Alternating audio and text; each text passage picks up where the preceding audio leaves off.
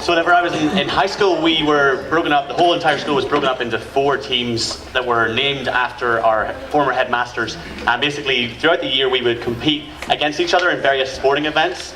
It kind of like Harry Potter, if you've seen, that's what you're thinking, I know that. But we didn't play Quidditch. So basically, think Harry Potter without the Quidditch. But it would culminate at the end of the year where all the houses would compete against each other in like a track and field day.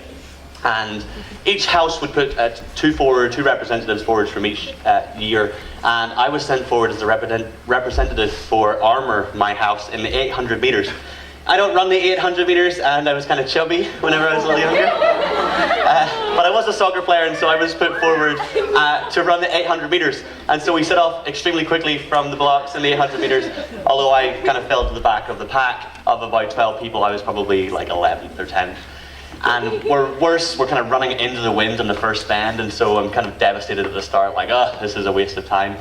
But I might have been chubby, but I was smart, and so I knew that if I could get into the next bend, the wind was in my back, and so I figured if I could conserve my energy and run with the wind in my back, then I'd be fine. And so it worked. In the next 200 metres, I took, I think, 4 places and made it to 8th position coming into the final lap. And again, I go into the wind, and I'm against the wind, and I hold my position in 8th until the last 200 metres. And so, wind in my back, I make my move, and I pass 2 people to put myself in 8 minutes to. That doesn't make any sense. I was in 6th in the last lap, and then the last lap, this final corner, I made it up into 4th place into the last 100 metres. And so as I run into the last 100 metres, I can see Stevie McCollum, who is the scrum half of the rugby team, which is like the equivalent of the quarterback for American football. Big deal. So we've got chubby little Neal running against the quarterback of the American football team in the final 50 metres of the race. And everything started going into slow motion, dramatic music starting, and the people are cheering on. Surely not chubby Neal, he can't do it, he can't take Stevie McCollum. But I did. In the final 50 metres, I took bronze medal. Thank you very much. So, this medal that I got, a beautiful bronze medal for the 800 metres, which became very dear to me because I put it on my wall to begin with, and then before I came to America, it went in my box of treasures, the things that I definitely didn't want thrown away. This 800 metre bronze medal was in there. It looked nothing like this. It was cruddy and terrible, but it had so much significance to me because, not because of the medal, not because it was bronze. I didn't care about track and field. I didn't care about the 800 metres. But what it represented to me was a day that I achieved something, that I pushed and kept pushing and was determined, and I took something from that day. And so it's not the medal that actually mattered, but it was actually about something else. The medal represents that day and the memories and the emotion and the goodness from me. And when we're talking about this sex and relationship and love series, I think it's a really important place to start and say that when we're talking about relationships, it's not just about people, and it's not just about things they do, they hold hands, they kiss. It's not about those things. It's actually about something else that's behind those things. And if you've ever been broken up with, or you've been rejected by somebody, or you've had somebody that you liked make fun of you, like, you know something deep inside, it's not just about a person, there's something way beyond going on there. And so whenever we're talking about this, the first place that I want to start is by saying that we are beloved. This is who we are, that we have an identity as being beloved. You are a beloved child of God, a person of great worth. Will you say that with me, please? You are a beloved child of God, a person of great worth. And so when Christians read the Genesis story, the creation story, we don't just read it to say, look, there's proof there's a God, God created stuff. We look at it and we go, well, God created stuff, and God created people in God's image, and therefore we are sacred people of great worth. We're not just living beings, but we are people of great worth. And because we are people of great worth, then we are people who are worthy of respect. And it's important we start off put that series in that context. It's not just about stuff we do with each other and what we should and shouldn't do, but it's about more than that. It's about what lies behind it. It's about who we are. So we're going to talk about respect, and let's have a look and see what people had to say when they were asked, what is respect to you?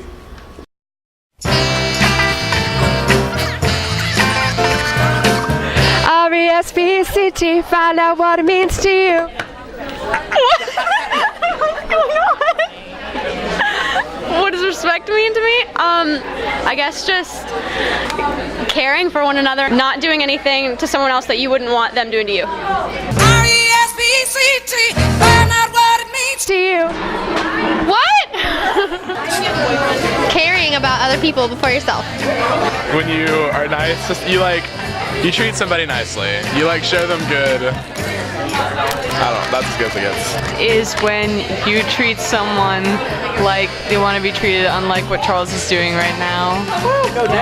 R-E-S-P-C-T, find out what it means to you. Respect means putting others ahead of yourself to me. Treating people fairly, I guess. To respect others means to respect yourself.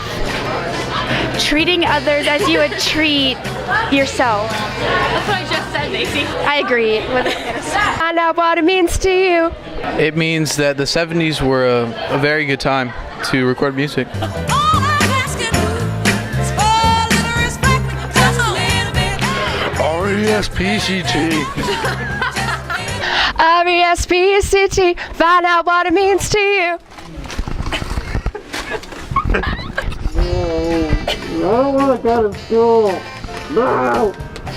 Wakey, wakey. Wakey, wakey. I hate you. Yeah, I don't respect you right now. R-E-S-P-C-T, find out what it means to me. Oh, well, it involves many aspects. Being polite to somebody, no matter what, no matter how rude they are to you, you need to be polite. You know, show some respect. R-E-S-P-E-C-T. All I want you to do for me is give it to me when you get ready. I can't go in there. I don't want to go in there. It wouldn't be respectful. R-E-S-P-C-T, find out what it means to me. So, well done. Because we're choosing to be beloved, therefore we're following on from that. We choose to respect one another, and we heard lots of definitions of what that looks like from the video. And one of the questions last week was, what about the difference between boys and girls, like personalities? And we had that in maybe middle school.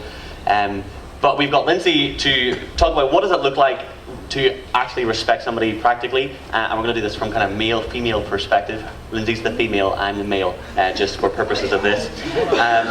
So Lindsay, Like they were confused. I could see it in their eyes, they're really confused. So Lindsay, when we were talking about respecting girls, what girls really want to be told, obviously, is to have that look and say, like, you're really hot, right? Dang she, whatever that was. That was like a country. Dang she fang. Dang, she fine. That's like good in my accent. That's what, No, I can't that's what girls want, right? Anyway, not quite, Neal. I think girls want to know and feel that they're beautiful, but when things like "dang, she fine" or was that good, Bubba? Okay, well, it shouldn't be repeated, but I did. Things like that, or whistles, or cat calls, or being told you're hot. That's not exactly what girls are looking for, or what girls want. And I would say sometimes girls get confused though and think that's what they want because it's attention. And girls need and want and desire affirmation.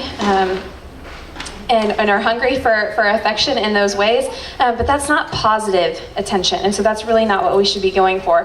And when we hear guys say those things, it confuses girls to make girls think like that must be all they care about. That must be what guys, all they really care about is looks and how girls look. And so it ends up putting a lot of pressure on girls to make us think those things. And girls struggle enough with body image and how they perceive themselves. Statistically, it's one of the things that cause the most, for girls, teenage angst is body image. And sometimes girls put just as much pressure on each other to look or act or kind of dress a certain way. So that's something us girls really need to be aware of when we do that too. And did you know, so kind of what's the doll that many girls grow up with? Barbie, yeah. So we've got our Barbie and Ken here. And the probability of any of us girls here in this room, of actually looking like this Barbie is to have the same proportions, the same body proportions, is 1 in 100,000. That's the likelihood that we could potentially look like Barbie. And for you guys to be able to look like Ken, it's 1 in 50, so it's a little more likely. Don't give up. Ken was made a tiny bit more to a potential possible male physique, but either way, both are highly unrealistic, attainable images, but this is what we've kind of grown up with and had set before us by society as an image of perfection. But Neal, that's not really something guys have to worry that much about, right? Like, you guys just get ready in like 5 minutes in the morning, right? Well, I mean, that's, well, kind of true. But that it doesn't affect guys, it probably doesn't affect guys as much, to be honest. But there's things that do affect how we see ourselves and what we should be attending to. And there's this thing called Man Candy Mondays, which I don't know if you've heard of. It's on Instagram and Twitter and Pinterest. But I've been seeing lots of, and from middle schoolers, lots of pictures come on about these guys that are ripped and that have, you know, finely chiseled, athletic guys. And I don't think guys go out as much. Some guys do go out to become that, but it definitely still sends a message about what we should be and what we are worth if we don't meet that. So I don't think it's as much of a thing, but it still does send a message about who we are and what we're worth if we don't look like that. Yeah, so it sounds like guys and girls really struggle with it, but it manifests itself in different ways and how we struggle with body image and how we look. But really, when we think about how we treat the opposite gender, what ends up happening is the norm is to objectify them. And objectification, very good, yeah, you guessed it. Objectification is when we turn a person into an object of something to either be looked at, possibly to be touched, instead of a person to be respected. Objectification often causes us to view people in terms of what we can get out of them or what they can do for us. We no longer see them as a person of sacred worth and value, what Neal was talking about earlier, and seeing as a person that was uniquely created with their own gifts and passions. And that might seem harsh, and you might be thinking, I don't do that, or at least I don't mean to do that, but that's what happens in our psyche. We can get trained to easily be thinking about the opposite gender in this way, where we objectify people with our words, or with pictures that we post, or potentially with pictures that we ourselves look at as well. Okay, so it's kind of like objectifying people is when you treat or view them in some way, or like pictures like pornography is objectification. Yeah, absolutely. But then it can also happen even more subtly than that as well.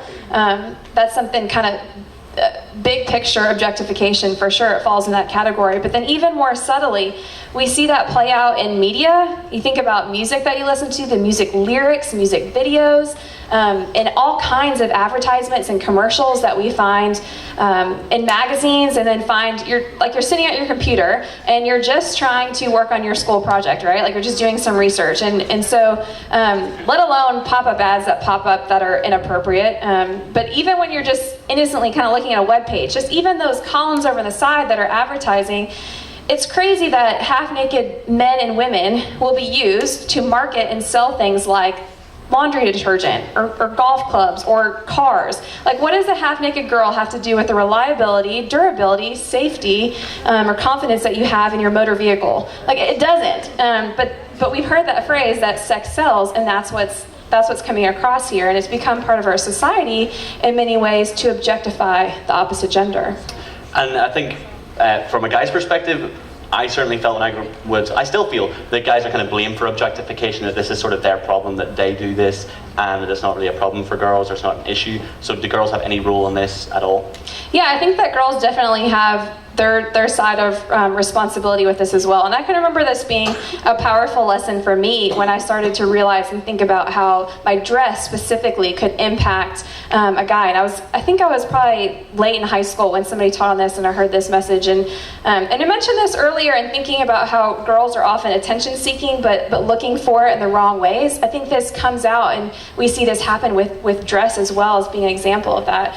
So girls, have you thought about before what you put on and the things that you are showing and maybe covering up or not covering up, and you know what I'm talking about, the things that you wear, how that can possibly impact a guy, like what it can do and how it communicates to guys. Because oftentimes a girl gets like a new outfit and they're like excited, I'm gonna look really cute, that cute boy I like's gonna notice me, it's a little short, but you know, like it's real cute. And guys, Neal, correct me if I'm wrong, but guys are often thinking like, oh, that girl kind of wants it, or she might be kind of easy. Like, that's often what goes across a guy's mind. Not all y'all are thinking that, but it's a common thing. Not me. Not y'all. But those are the kind of things that happen.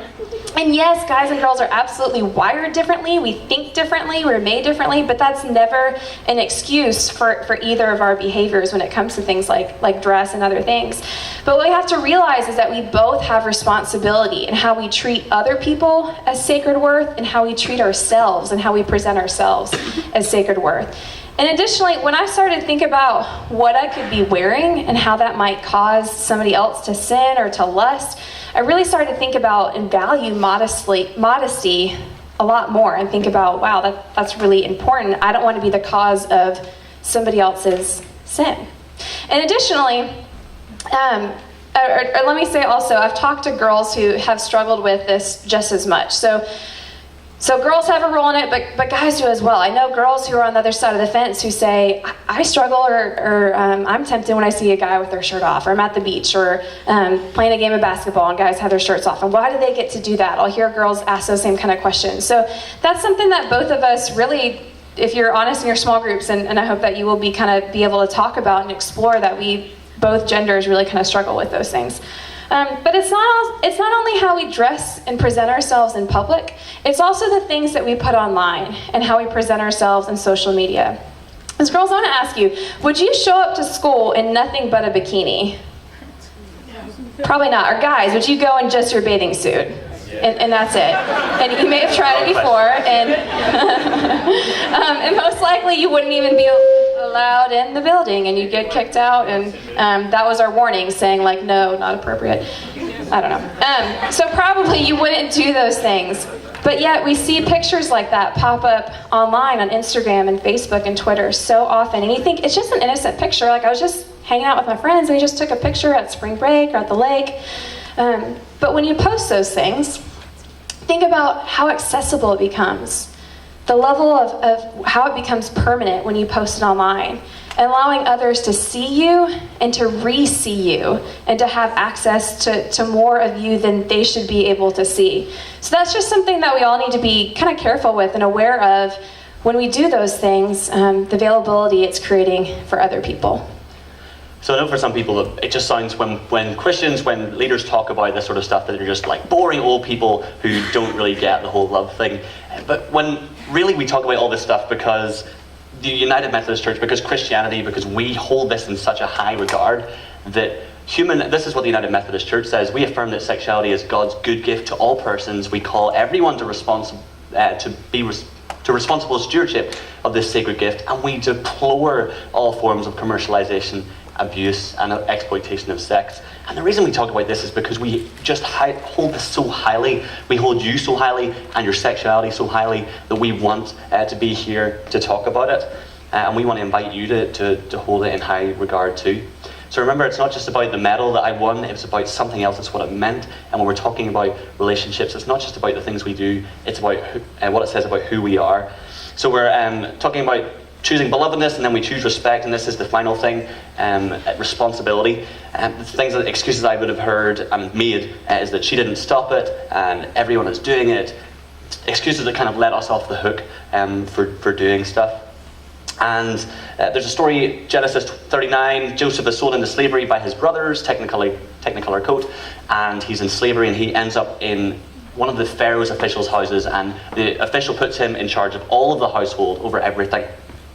And the wife of this man ends up liking Joseph and asks him to bed, and Joseph says, no thanks, I'll pass. And then a few days later he arrives and the house is empty, no one's there, and perfect opportunity, no one will find out, no one will catch him, and she again says, come to bed with me, and Joseph literally turns and runs out the door, leaving his coat in the house. So when we're talking about this, about respecting, these are times when we have to make difficult choices, when we have to choose where we're going to stand on these things. And choosing to be respectful, choosing to be involves responsibility, involves us to stand up and make choices. Let me say this, I said this in middle school, and I think I need to say it again, and particularly to the girls, is that you're not obligated to do anything that does not feel right, good, or appropriate. You're not obligated to do anything that does not feel right, good, or appropriate. And I say that to the middle schoolers because I think they do those things out of naivety. But I say that to high schoolers because the older you get, the more you kind of feel like, I shouldn't have an excuse, that I should be doing these things, or my boyfriend or girlfriend expects this. You need the permission from us to say, you do not need to feel obligated to do anything. We do have a responsibility to respect one another and to respect one another's belovedness, but you have no obligation to do anything that does not feel right, good, or appropriate. So to kind of sum up, we're choosing belovedness, that we are beloved children of God of great worth, that we are choosing to respect over objectification, and we are choosing responsibility over obligation. So if you'll say this one more time with me and affirm that this is who we are, say it with me. You are a beloved child of God, a person of great worth. Let's pray together and we'll send you up.